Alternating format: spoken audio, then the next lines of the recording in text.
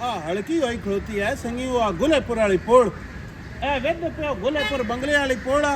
ते इंज हल्की हुई खड़ोती है बस 3 महीने च 16 बंदे तो जानियों लै गई आ ते जख्मी भी बड़े अज वत बड़ा बड़ा हादसा हो गया है दिल जेड़ा ना लहू दे अथरू रोंदा पिया मैं कतरे विच 14 बंदे ओ पिछे ट्रक खड़ोता है उस ट्रक थल्ले आके ते इत्ता 14 बंदे ने मने जेड़े मर गए असल गल ये बनी आ भाई ये कोटो मिड वाली सड़क जी ने यह बन गई है नवी तो चंगी इस पुल उत्ता ये 2 नहरां दी पोड़ा ते विचकार मोड़ आ वेंदा सड़क टापो टाप आउंदे ते ये मोड़ बन लगे चुई के नहरा विच वंज पाउंदे ते जानी मुड़ो बचदियां नहीं पईयां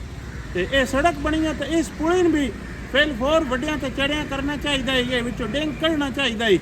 तो जितने ताईं वो ना निकले कोई इतना स्पीड ब्रेकर बना के कोई आसे पासे बोर्ड ला के कोई हीला करना चाहिए और बंदे ये पोल ना खावे